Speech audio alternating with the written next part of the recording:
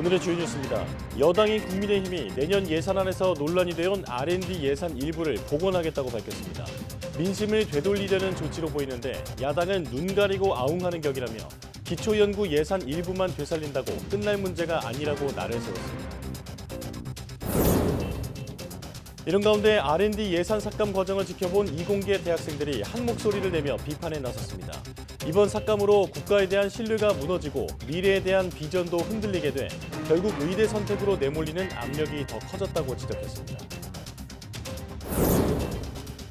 국내 65세 이상 고령층 가운데 코로나19 백신을 맞은 사람은 미접종자보다 사망과 입원 위험이 크게 낮아지는 것으로 확인됐습니다.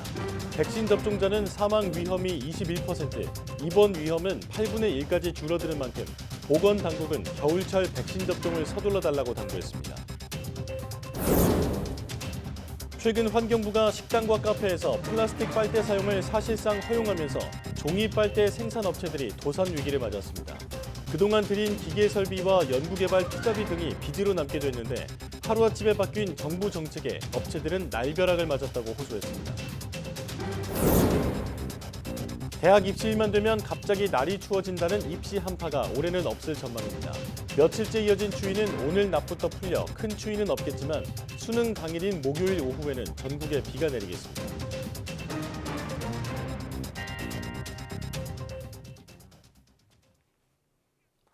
여러분 안녕하십니까? 11월 14일 사이언스 투데이 시작합니다. 657조 원 규모의 내년도 예산안 심사가 본격화한 가운데 국민의힘이 정부가 대폭 줄여잡아 논란이 된 R&D, 연구개발 예산 일부를 복원하기로 했습니다. 내년 총선을 앞두고 반발 여론을 고려한 조치로 보이는데 민주당은 눈 가리고 아웅하지 말라며 비판했습니다. 임성재 기자입니다. 내년도 예산안 심사가 본격화한 첫날 국민의힘은 기자간담회를 열고 약자 복지를 최우선으로 삼겠다는 심사 방향을 공개했습니다. 특히 정부가 올해보다 대폭 삭감한 R&D, 연구개발 예산 일부를 복원하겠다는 점을 공식화했습니다. 내년도 예산 중 R&D 예산이 삭감된 것에 대한 우려의 목소리가 있습니다. 그동안 비효율적으로 사용된 곳을 점검하고 꼭 필요한 부분에 소중한 예산이 쓰일 수 있도록 조정하는 것은 정부의 당연한 책무입니다. 실제로 정부가 국회에 제출한 내년도 연구개발 예산은 25조 9천억 원으로 올해보다 5조 2천억 원, 16.6% 줄었습니다. 정부의 긴축재정 기조에다 연구비 카르텔 문제 등이 부각된 결과였지만 미래 성장을 견인할 경쟁력까지 잃을 수 있다는 우려가 제기됐습니다. 결국 보궐선거 패배 이후 민심을 되돌리는 데 주력하는 여당이 총선을 앞두고 현장의 목소리를 반영하는 모양새를 취한 겁니다. 구체적인 예산 복원 규모는 밝히지 않았지만 이공계 장학금 지원을 대폭 늘리고 젊은 과학자 인건비와 직결되는 기초연구 예산 확충 등이 추진될 것으로 보입니다. 최근 기초연구와 출연연에 대한 예산 변화로 연구 현장들의 우려가 있는데 이를 불식하기 위한 방안도 함께 마련하도록 하겠습니다. 여당의 공식적인 입장 선회에 민주당은 마구잡이 예산 삭감의 잘못을 눈 가리고 아웅하지 말라고 날을 세웠습니다. 대폭 삭감된 젊은 과학자 인건비와 기초연구 지원 분야 예산을 일부 되살린다고 끝날 문제가 아니란 겁니다. 국가의 미래를 좌우할 과학기술 육성 문제를 이렇게 즉흥적으로 다룬 적은 없었다며 윤석열 정부의 예산 편성 기조를 정조준했습니다. 이공계 카르텔을 운운하며 예산을 삭감하고 다음 날은 미래 세계 투자라며 예산을 복원하는 오락가락 국정 운영을 국민들이 용서할 수 있을 것 같습니까? 무엇보다 검찰과 감사원 등 권력기관에 책정된 특수활동비와 업무 추진비를 대폭 깎아 민생 예산으로 활용하겠다고 벼르고 있습니다. 예결 소위가 시작되는데요. 정부 예산의 문제점들 집중적으로 부각할 예산이고 특히 민생 예산, R&D 예산, 검찰 특활비와 같은 문제 예산들에 대해서 집중적으로 부각할 예정입니다. 국회는 3주간 감액과 증액심사 등을 거친 뒤 다음 달 2일까지 예산안 심사를 마무리해야 합니다. 하지만 야당발 탄핵안과 이른바 쌍특검 추진 등으로 연말 정국이 어느 때보다 진통이 예상되는 상황이라 법정 시한을 지킬 수 있을지 미지수입니다. YTN 임성재입니다. 이권 카르텔이라며 대폭 삭감돼버린 R&D 예산 문제에 대해 이공계 대학생들이 울분의 목소리를 냈습니다. 제대로 된 소통도 없이 언제든지 연구 인프라가 깨질 수 있다는 사실에 국가에 대한 신뢰가 무너졌고 미래에 대한 불안감도 커졌다는 겁니다. 양회영 기자가 취재했습니다. 미래 과학계를 이끌어 나갈 이공계 학생들이 늦은 밤 국회에 모였습니다. 일방적으로 삭감된 R&D 예산 과정을 보며 국내 최상위권 11개 대학의 학생들이 뜻을 모아 하나의 목소리를 내기로 한 겁니다. 정부는 소통 없이 삭감한 2024년도 R&D 예산을 백지화하고 원점에서 전면 재검토하라. 학생들은 R&D 예산 삭감으로 가장 먼저 타격을 받는 건 학생 연구자라고 밝혔습니다. 이는 단순한 인건비 문제 이상으로 재료 구매나 연구 장비 미운영 등으로 연구의 질이 떨어지고 프로젝트가 없어지거나 연구 규모가 축소돼 학생 연구자의 자리가 사라진다는 겁니다. 수련이 더 필요한 석사, 박사 과정생들에게 조기 계약 종료를 얘기할 수도 있다. 혹은 이제 신입생들을 더 줄일 수도 있다. 현장 소통 없이 일방적으로 R&D 예산을 삭감하는 과정을 보며 학부생 대부분이 이공계 진로를 다시 고민하게 됐다며 이는 의대 쏠림 강화로까지 이어질 수 있다고 지적했습니다. 이공계로서의 대학원을 진학하는 것 다시 한번 고민하게 되었다. 특히 적어도 국내 대학원으로서의 진학은 다시 한번 고민을 하게 되었고 이번 R&D 예산 삭감은 이공계 학생들에게 의대를 선택해야 한다는 메시지로 비춰져 이공계 인재 유출을 상당히 우려하고 있습니다. 초, 중고 학생들에게도 이것이 과학기술에 희망이 있다고 말하기 어려운 상황입니다. 학생들은 무엇보다 국가에 대한 신뢰가 무너졌다는 게 가장 크다고 입을 모았습니다. 정부가 일부 기초과학 관련 예산을 복원한다고 하지만 필수적인 정부 지원이 이유도 모른 채 끊길 수 있다는 사례가 생겼기 때문입니다. 미흡한 정책 결정 과정은 이공계 전반 그리고 대학생 사회 전반의 분위기에 큰 타격을 일으킬 수 있습니다. 이번 공동행동에 참여한 학생들은 청년 세대의 의견과 과학기술 정책 사이에 괴리가 벌어지고 있다면서 소통을 위한 협의체를 마련해 줄 것을 정부와 국회에 촉구했습니다. YTN 사이언스 양우영입니다. 올해 수능 시험일이 이틀 앞으로 다가왔습니다. 수험생과 가족들의 걱정거리 가운데 하나가 수능 추위일 텐데요. 다행히 초겨울 추위가 풀리며 수능 추위는 없다고 합니다. 김민경 기자입니다. 입시 한파. 대학 입시일만 되면 갑자기 날이 추워진다는 말로 국어사전에까지 등재됐습니다. 하지만 수학능력 시험이 도입되고 날짜가 11월로 바뀐 뒤 30년 동안 입시 한파는 옛말이 됐습니다. 입시 한파보다는 수능 추위로 불리는 영하권 날씨는 고작 8번. 1998년이 가장 심했는데 서울 기온이 영하 5.3도까지 떨어지는 데 그쳤습니다. 과거 12월 20대는 한파라 불릴 만한 기온 하강이 있었지만 11월로 수능이 옮겨지면서 한파보다는 추위라고 부를 정도이고 그 빈도도 줄었습니다. 2021년과 2022년에는 영상권 기온을 보이며 2년 연속 수능 추위가 주춤했는데 올해도 이런 경향이 이어집니다. 기온은 점차 올라가는 추세로 나타나며 예비 소집일인 15일과 수능일인 16일에는 평년과 비슷하거나 다소 높은 기온 분포가 되면서 큰 추위는 없을 것으로 전망합니다. 추위 걱정은 없지만 하늘은 흐리겠고 오후부터는 전국에 비가 내리겠습니다. 비의 양은 5에서 30mm로 적지만 서쪽 일부 지역에는 돌풍과 천둥 번개를 동반할 걸로 보입니다. 특히 수능 시험이 끝나는 늦은 오후부터는 비와 함께 바람도 강해져 날씨가 무척 쌀쌀해지겠습니다. 따라서 수험생들은 우산과 함께 바람막이나 패딩 점퍼 등을 준비하는 게 좋을 걸로 보입니다. YTN 김민경입니다. 일단 올해 수능일에는 춥지 않다고 하니 다행인데요. 내일은 수험생 예비 소집일입니다. 반드시 시험장을 찾아서 수험표를 받고 꼭 챙길 것과 피할 것 확인해서 준비를 끝내야겠습니다. 김현아 기자입니다. 수능 예비 소집일은 수험표를 받는 날이자 실제 시험장 위치를 확인하는 날이기도 합니다. 수험생들은 수능 당일 이용할 교통수단을 활용해 시험장에 가보고 이동 시간을 미리 확인해 두는 게 좋습니다. 수능일 아침엔 시험장 주변에 차가 몰릴 것을 감안해 시간을 넉넉하게 잡아야 합니다. 예비 소집일에 수험표를 받으면 먼저 수험표에 기록된 선택 영역과 선택 과목이 응시원서 접수 당시 본인이 선택한 내용과 같은지부터 확인합니다. 수험표는 사진이 나온 신분증과 함께 잘 챙겨놓고 코로나19와 독감 등 감염병이 유행인 만큼 마스크도 준비해두는 게 좋겠습니다. 또 만일의 상황에 대비해 아날로그 시계와 여분의 흑색 연필과 샤프심, 지우개, 수정 테이프를 챙기는 것도 좋습니다. 샤프와 전자기기는 금지되고 휴대전화는 1교시 전 전원을 끄고 감독관에게 제출해야 합니다. 건강관리도 중요합니다. 긴장이 많이 돼 잠도 오지 않는다면 잠시라도 밖에 나가 햇빛을 쐬는 게 큰 도움이 됩니다. 햇볕을 통해서 우리 뇌에서 송과체라는 곳에서 세로토닌이 만들어지거든요. 이 세로토닌이 빛이 없어지는 암흑, 밤이 되면 멜라토닌이라는 잠을 유발하는 물질로 변합니다. 그러면서 잠을 잘 자게 되거든요.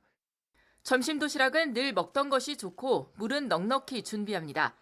시험 당일엔 큰 추위는 없겠지만 중부지방에 비가 와 쌀쌀할 수 있는 만큼 두꺼운 옷보다는 얇은 옷을 여러 벌 입고 가는 게 대응하기 편합니다.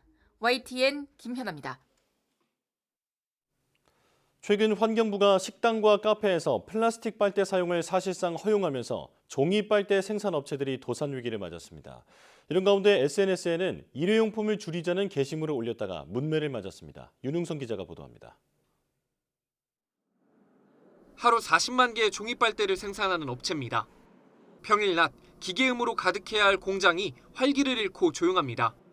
식당과 카페에서 플라스틱 빨대 사용을 금지하는 계도 기간을 최근 정부가 무기한 연기하기로 하면서 생산이 전면 중단된 겁니다. 창고 한 면 가득히 성인 남성 키와 비슷하거나 더 높게 상자들이 쌓여 있습니다. 종이 빨대를 납품하기 위해 포장해 놓은 것들인데 모두 500만 개에 달합니다. 수년 동안 기계 설비와 연구 개발에 들인 투자비와 인건비 10억여 원은 고스란히 빚으로 남게 됐습니다. 직원들은 임시 휴가를 줬습니다.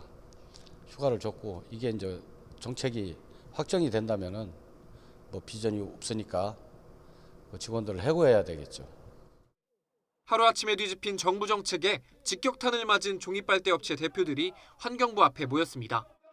정부 정책 믿었더니 줄도산이 웬 말이냐? 웬 말이냐? 웬 말이냐? 웬 말이냐? 정부의 미세 플라스틱 저감 기조를 믿고 친환경 산업을 준비하다 날벼락을 맞았다고 호소했습니다. 불과 한 달 전 담당 공무원 면담에서 플라스틱 규제 정책이 중단 없이 이행될 거라고 들었는데 손바닥 뒤집듯 뒤집혔다고 주장했습니다. 얼마 전까지만 해도 진짜 환경부에 면담을 갔을 때도 이런 경우는 없을 거다. 대통령이 공시가 나오는 정책대로 따라올 것이라 해가지고 그 이후부터 자재 매입, 인원 보충. 이런 가운데 최근 환경부가 일회용품 사용을 줄이자는 게시물을 SNS에 올렸다가 문매를 맞았습니다. 식당과 카페에서 플라스틱 빨대를 사실상 허용하는 발표 직후여서 하나의 부처 안에서 엇박자란 비판이 나온 겁니다. 예고 없는 정부의 정책 결정에 순식간에 벼랑 끝에 내몰린 친환경 업체들. 계도기간 무기한 연기를 당장 철회하거나 강행할 거라면 금융 지원 등 실질적인 대책을 마련해달라며 목소리를 높이고 있습니다. YTN 윤웅성입니다. 국내 65세 이상 고령층에서 코로나19 백신을 접종한 사람은 미접종자보다 코로나로 인한 사망과 입원 위험이 훨씬 줄어드는 것으로 나타났습니다. 질병관리청은 연세대 최준용 교수팀이 지난해 12월부터 지난 5월까지 세브란스 병원과 충북대 등에서 코로나19 검사를 한 만여 명을 분석한 결과 백신 접종자의 사망 위험은 미접종자의 21% 수준으로 낮았다고 밝혔습니다. 또 코로나19 감염으로 입원할 위험도 백신 접종자의 경우 미접종자의 8분의 1 수준으로 조사됐습니다. 그동안 고령자들의 코로나19 백신 효과에 대한 해외 통계는 많았으나 국내 사례의 입증 사례는 드물었습니다. 아이슬란드에서 어제 하루 지진이 900번이나 일어나는 등 화산 폭발이 임박했다는 징후가 곳곳에서 나타나고 있습니다. 당국이 주민들을 긴급 대피시키고 비상사태를 선포하는 등 긴장이 고조되고 있습니다. 신웅진 기자입니다. 지진으로 도로 곳곳이 갈라지고 움푹 파였습니다. 아이슬란드 수도 레이캬비크에서 남서쪽으로 50km 떨어진 그린다비크 부근의 모습입니다. 집안 상황은 더합니다. 진동에 가구 등 온갖 집기가 파손된 것은 물론 가옥이 무너지기도 했습니다. 아이슬란드 남부에서 어제 하루에만 지진이 900회나 일어났습니다. 이에 따라 당국은 주민 4천여 명을 긴급 대피시키고 비상사태를 선포했습니다. 이곳 명소인 블루라군 온천도 지난 10일부터 폐쇄됐습니다. Now since the end of October we have had many more earthquakes. I mean like 1,000 a day. 이 지역에는 2000년째 활동이 이어지고 있는 분화구가 있어 평소에도 용암을 관측할 수 있습니다. 문제의 파그라 달스피아들 화산은 지난해와 지지난해에도 폭발했습니다.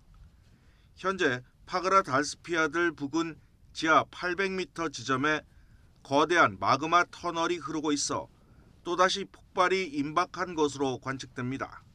Firstly, the seismic activity is close to a populated area. It's close to infrastructure such as a geothermal power plant and a major spa lagoon. 아이슬란드에서는 지난 2010년 에이아프얄라요쿨 화산이 폭발해 유럽과 북미 간 항공 대란을 불러왔습니다. 당시 10만 편의 운항이 취소되면서 30억 달러의 손실이 발생하기도 했습니다. YTN 신홍진입니다.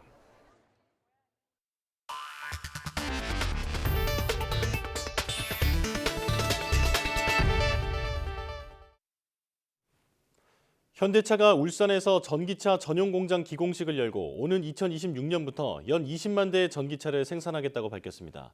정의선 회장은 전동화 시대 사람을 위한 혁신과 100년 기업의 꿈에 도전하겠다고 말했습니다. 홍상희 기자입니다.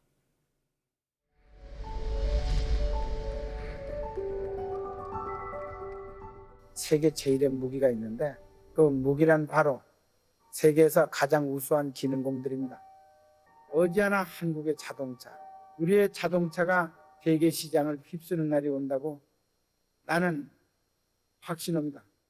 1967년 조립공장으로 시작해 세계 최대 규모의 단일 공장으로 성장한 현대차 울산 공장에서 AI로 복원된 정주영 선대 회장의 목소리가 울려 퍼집니다. 한국 최초의 독자적 자동차 모델인 1975년 포니를 시작으로 자동차 산업을 이끌어온 현대차가 전기차 전용 공장 기공식을 열었습니다. 아산 공장 이후 29년 만에 국내에 세우는 공장으로 축구장 80개 규모의 주행 시험장 부지가 전기차 공장으로 탈바꿈하게 됩니다. 정주영 창업주와 정몽구 명예회장의 레거시 앞에서 정의선 회장은 100년 기업의 꿈을 선언했습니다. 또 창업주의 경영 철학인 인본주의를 이어받아 전동화 시대, 인류를 위한 혁신에 나서겠다고 강조했습니다. 오늘 이 자리에서 여러분과 함께 100년 기업에 대한 꿈을 나누게 돼서 영광으로 생각합니다. 과거 최고의 차를 만들겠다는 꿈이 오늘날 울산을 자동차 공업 도시로 만든 것처럼 울산이 전동화 시대를 주도하는 혁신, 모빌리티 도시가 될 것으로 믿습니다. 현대차는 전기차 전용 공장에 친환경 저탄소 공법 등의 제조 플랫폼을 적용해 사람 중심의 근무 환경을 갖추겠다고 밝혔습니다. 전용 공장이 완공되면 연간 20만 대의 전기차를 생산하게 됩니다. 현대차는 오는 2026년 제네시스 초대형 SUV 전기차 모델 생산을 시작으로 차세대 모빌리티 개발과 생산을 본격화할 계획입니다. YTN 홍상입니다. 최근 생성형 AI를 이용해 만든 일본 전현직 총리들의 가짜 동영상이 잇따라 퍼지고 있습니다. 정치적인 목적으로 악용될 가능성이 커 일본 정부가 대책 마련에 부심하고 있습니다. 도쿄에서 김세호 특파원의 보도입니다.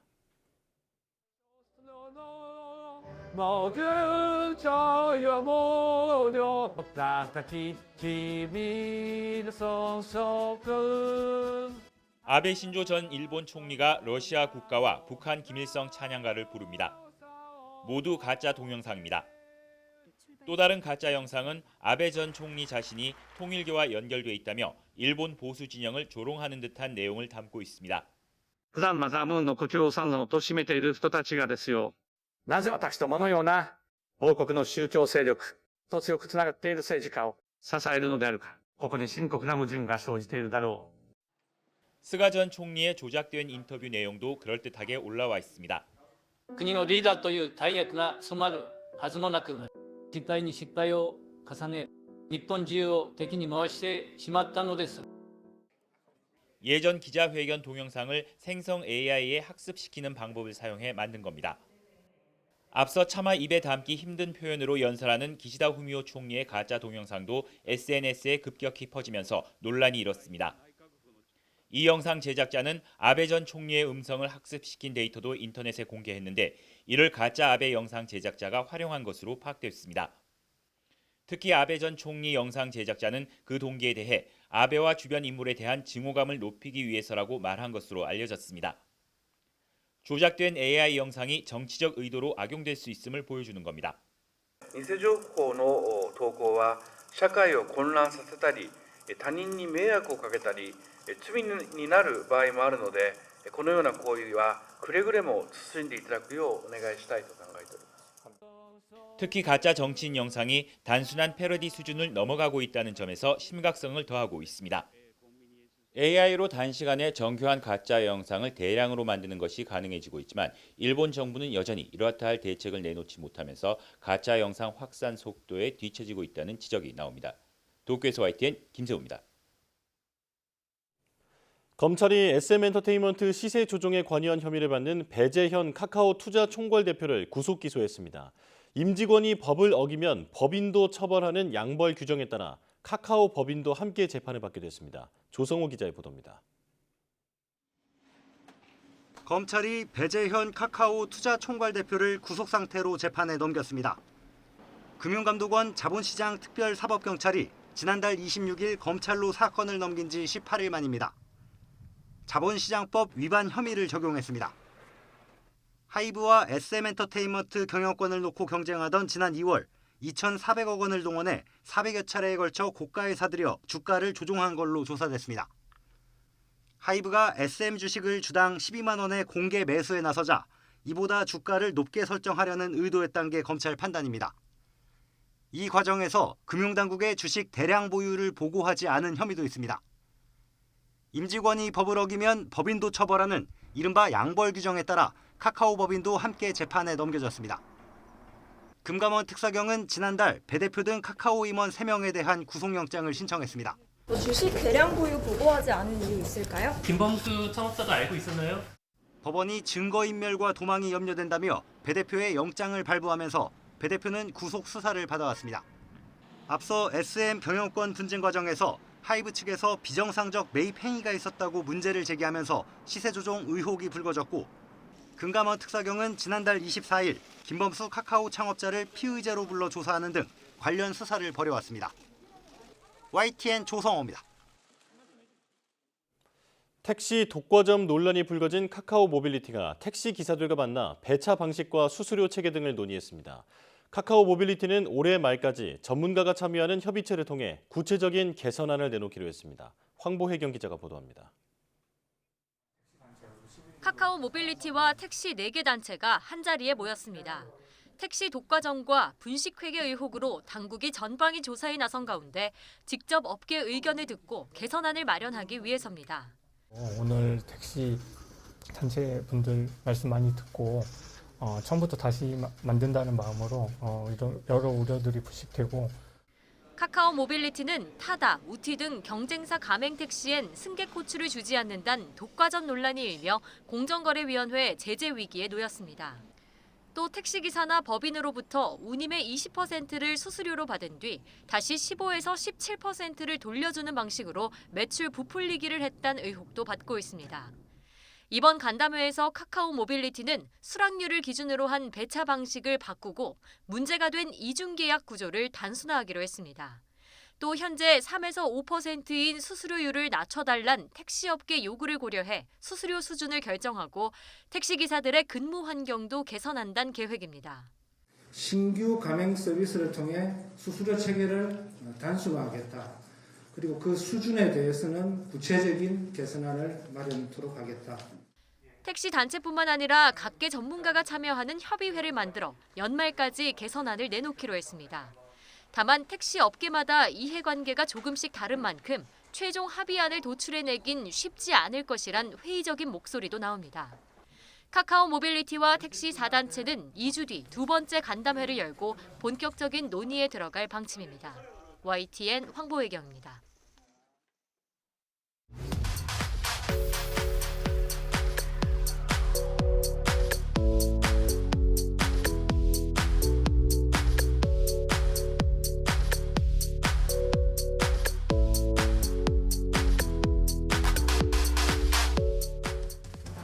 온라인으로 연인처럼 정서적 교감을 나눈 뒤 자신이 곤경에 빠졌으니 도와달라며 금품을 요구하는 사기 수법을 로맨스 스캠이라고 하죠. 직접 만난 적도 없는 사람에게 뭘 믿고 돈을 빌려주느냐 할 수 있겠지만 사람의 심리를 교묘하게 이용하는 사기범들의 수법에 누구든 넘어갈 수 있다고 합니다. 오늘 오후 사이언스 투데이에서는 로맨스 스캠의 사기 수법과 이에 속지 않으려면 어떻게 해야 하는지 자세히 알아보겠습니다. 많은 시청 바랍니다. 뉴스 마칩니다. 고맙습니다.